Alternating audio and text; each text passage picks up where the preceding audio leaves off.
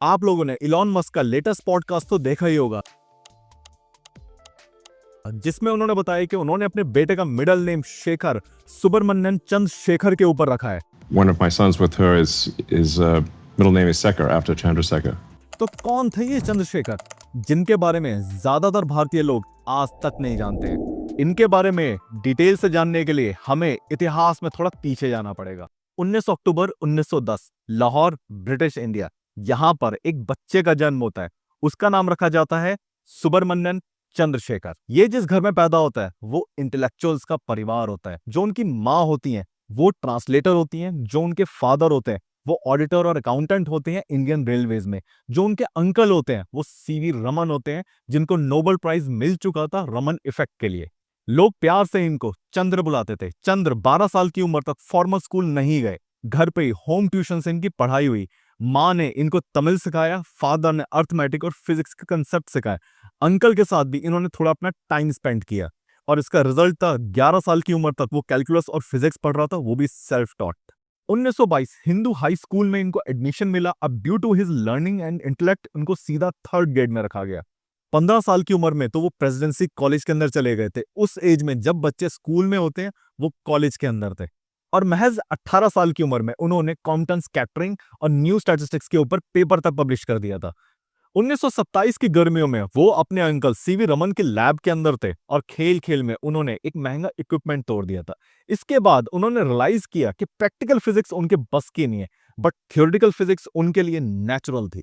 वो इतने ज्यादा ब्रिलियंट थे कि 1930 में ब्रिटिश इंडियन गवर्नमेंट ने उनको 100% स्कॉलरशिप के ऊपर कैम्ब्रिज भेजने का डिसाइड किया। उसी यूनिवर्सिटी के अंदर जहां पे आइजैक न्यूटन पढ़े थे।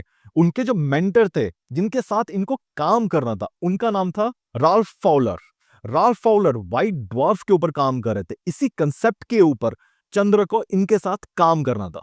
जुलाई 1930 एसएस पिल्सनर शिप के अंदर बैठ के इनका सफर शुरू होता है भारत से इंग्लैंड तक का 18 दिन का सफर। स्वेज कैनल के थ्रू जाना था। इनके पास वक्त ही वक्त था। चंद्रा के पास फाउलर के व्हाइट पेपर्स थे, एडिंगटन की बुक थी the internal constitution of stars, और ढेर सारा वक्त था। और इसी वक्त के अंदर इतिहास बनना था। रात का वक्त था, लहरें शिप से टकरा रही थी।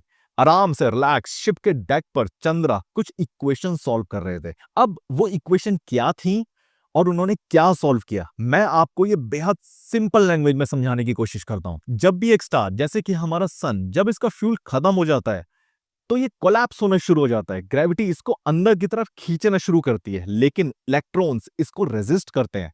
इस रेजिस्टेंस को कहते हैं इलेक्ट्रॉन डीजेनरेसी प्रेशर। और ये बड़ा ही क्रिस्टल क्लियर कंसेप्ट है फिजिक्स के अंदर। उस टाइम भी ये कंसेप्ट प्रूवन कंसेप्ट था। यहां पे हमें क्वांटम मैकेनिक्स का भी एक प्रिंसिपल समझना पड़ेगा, पॉलीज एक्सक्लूजन प्रिंसिपल। इसका मतलब होता है दो इलेक्ट्रॉन सेम क्वांटम स्टेट में नहीं रह सकते। जब एटम्स क्रश होते हैं तो इलेक्ट्रॉन सेम स्टेट पर आने के लिए मजबूर हो जाते हैं और इसको इलेक्ट्रॉन्स रेजिस्ट करते हैं।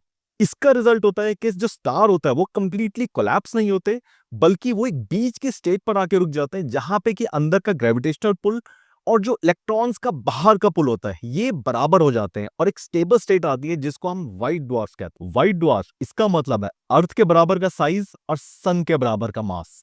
डेंसिटी इतनी ज्यादा कि एक चम्मच व्हाइट ड्वार्फ के अंदर वेट हो सकता है 5 टन।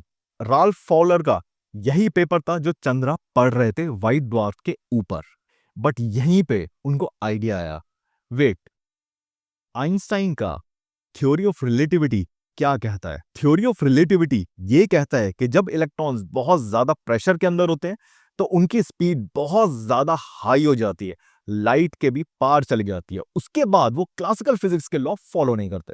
तो चंद्रा ने कैलकुलेट किया कि अगर स्टार का साइज बहुत मैसिव है तो इलेक्ट्रॉन्स रिलेटिविस्टिक स्पीड तक पहुंच जाएंगे और तब डीजेनरेसी प्रेशर कमजोर पड़ जाएगा।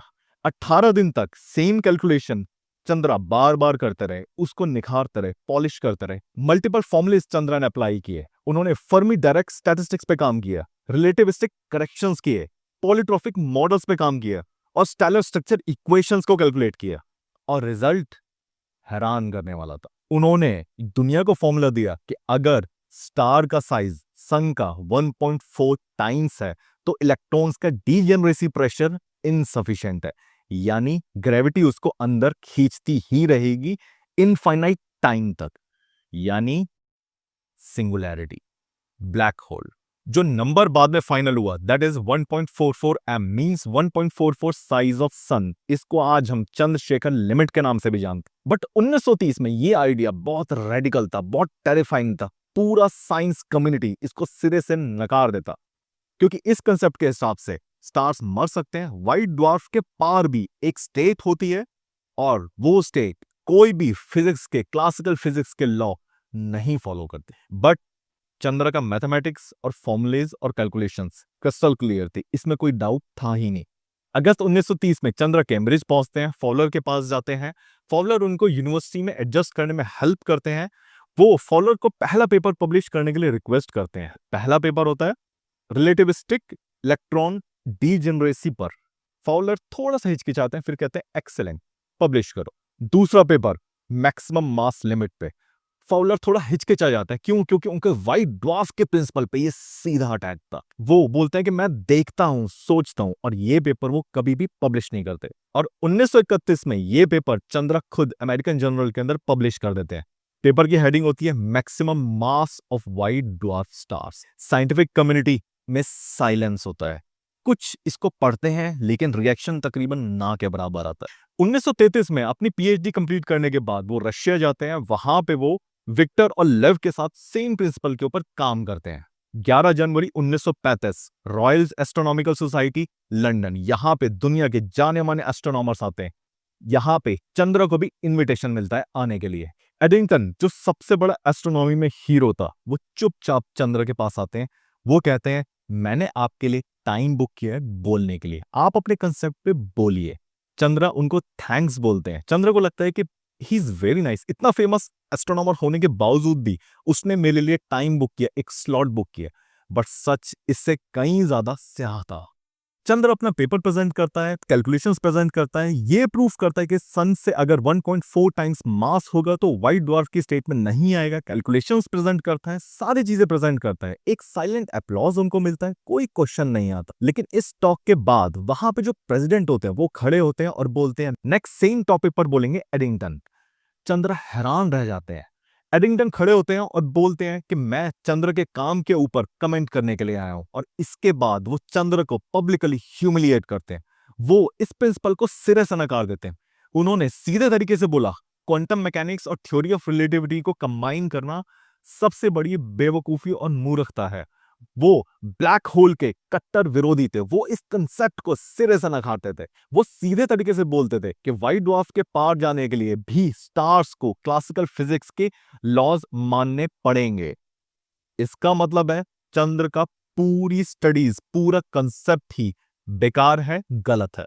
सबसे फेमस एस्ट्रोनॉमर ने एस्ट्रोनॉमर्स की भीड़ के बीच में उनको जलील कर दिया था, ह्यूमिलिएट कर दिया था। पूरी एस्ट्रोनॉमर कम्युनिटी जो वहां पे प्रेजेंट थी शांत थी, साइलेंटली। कुछ लोगों ने चंद्रा का सपोर्ट किया, उनके पास आए, उनको बोला they agree with Chandra calculations, but publicly Chandra को ह्यूमिलिएट करा गया था।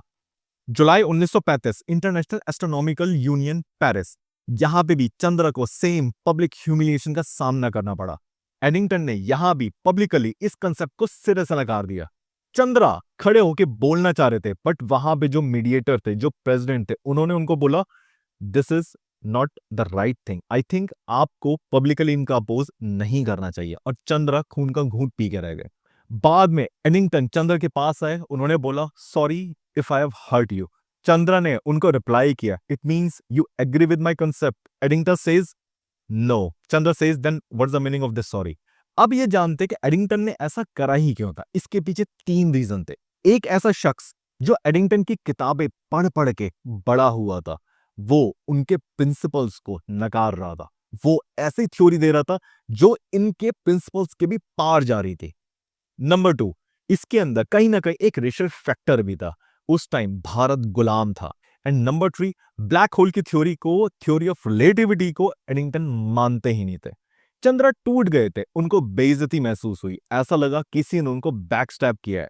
चंद्रा इतना हर्ट हुए कि वो लंदन छोड़ के अमेरिका चले गए, और अमेरिका जाके वहां पे एज अ प्रोफेसर वो काम करने लगे। 1953 में उनको यूएस सिटीजनशिप भी मिल गई थी और लाइफ नॉर्मल चल रही थी। बट यूनिवर्स के कुछ अलग ही प्लान थे। 1939 ओपनहाइमर और स्नाइडर ने एक पेपर पब्लिश किया ऑन कंटिन्यूड ग्रेविटेशनल कंट्रैक्शन। इसका मतलब ग्रेविटेशन जो कंट्रैक्ट करती रहती है और कोई क्रेडिबल फोर्स नहीं होती उसको रोकने के लिए। इसका मतलब इन्होंने आइंस्टाइन के प्रिंसिपल को सपोर्ट किया था, मैथमेटिकली उसको प्रूव किया था और ये शो किया था कि यस, ब्लैक होल्स होते हैं, यानी सिंगुलैरिटी पॉसिबल है। It means Chandra was right from the beginning. 1960-1970 के अंदर न्यूट्रॉन स्टार डिस्कवर भी हो गया था, ब्लैक होल्स भी डिस्कवर हो गए थे, यानी साइंस ने ब्लैक होल्स के वजूद को मान लिया था, सिंगुलैरिटी को मान लिया था। साइंटिफिक कम्युनिटी खामोशी से इस चीज को एक्नॉलेज कर रही थी कि Chandra was right and Einstein was wrong. और 1983 में एक कॉल आता है जहां पे चंद्रा को नॉमिनेट करा गया था नोबेल पीस प्राइज के लिए for his work in astronomy. 53 साल बाद जब उन्होंने वो इक्वेशन सॉल्व करी थी शिप के डेक पर। चंद्र के लिए ये एक खट्टा मीठा मोमेंट था। वो चुपचाप जाते हैं स्टेज पर, अवार्ड लेते हैं, एक छोटी सी स्पीच देते हैं, पूरी साइंटिफिक कम्युनिटी का थैंक्स करते हैं, जो मौका उनको दिया गया उसके लिए थैंक्स करते हैं। सिंगल वर्ड भी वो किसी के क्रिटिसिज्म में नहीं कहते हैं और चुपचाप स्टेज से नीचे आ जाते हैं। उनके स्टूडेंट्स, उनके एडमायरर्स सब जानते थे ये एक अवार्ड नहीं था, ये एक जस्टिस था। उन्होंने 45 पीएचडी स्टूडेंट्स को ट्रेन किया था, जिसमें से 2 को नोबेल प्राइज मिला था। 21 अगस्त 1995 में हार्ट अटैक से चंद्र की डेथ हो जाती है शिकागो हॉस्पिटल, अमेरिका में। 1999 में NASA Chandrasekhar x-ray observatory launch करता है। ये दुनिया की सबसे बड़ी ऑब्जर्वेटरी थी और आज भी ये ऑब्जर्वेटरी सुपरनोवा और ब्लैक होल्स को स्टडी कर रही है।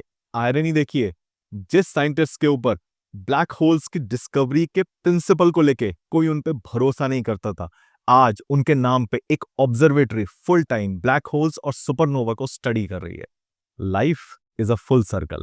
आई hope you like this video. Take care, bye bye.